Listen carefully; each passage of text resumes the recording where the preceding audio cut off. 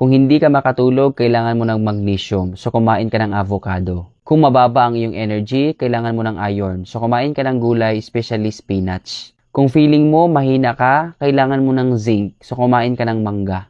Kung gumising kang pagod, kailangan mo ng potassium, so uminom ka ng coconut water. Kung masakit ang iyong ulo, kailangan mo ng sodium, so uminom ka ng cucumber juice. Kung feeling mo malungkot ka, kailangan mo ng vitamin D, so magpaaraw ka ng ilang minuto.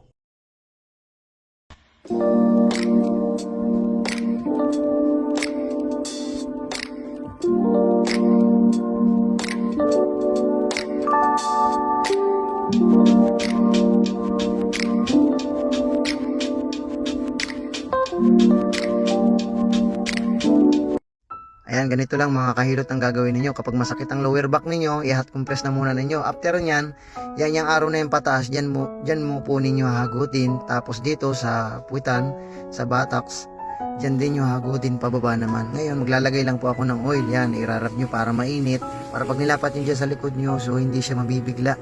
So, hilutin mo yan, pataas dyan. Tapos i-push mo yung buttocks na yan. Itaas mo, yan, itaas, taas. Diyan mo hilutin, pero hilahin mo pababa para ma-expand or ma-stretch yung mga muscle yan sa nerve. Yan, ganyan lang. Ulit-ulitin lang nyo hanggang mga 10 beses. Tapos i-push mo naman yung right, puwitan. So ibaba mo naman yung sa left. Diyan mo siya ihilutin sa part na yan. Yan, pababa.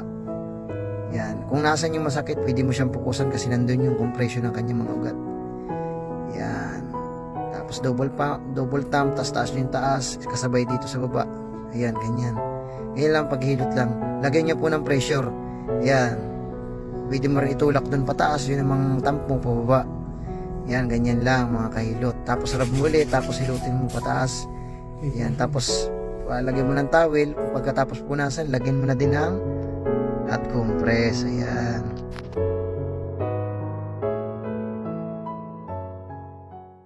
Stop stretching your lower back. Do this instead. If you're dealing with chronic back pain and your back is always tight, it might be tight because it's weak. So here are 3 exercises to strengthen it. First, lean on a bench in a bridge position and then slowly lower down to stretch your QL and then lift the hips back up to contract it. This will help both stretch and strengthen your QL. And if it's too difficult, feel free to perform it on a higher surface. Second, start by sitting on the floor with your legs straight in front of you. And from here, walk forward by shifting your weight from one glute to the other. This will help strengthen your QL and hip flexors while keeping your back neutral and comfortable. And for number 3, grab a dumbbell with one hand and then slowly walk while keeping your body as upright as possible, which will force your QL to stay contracted and help strengthen it.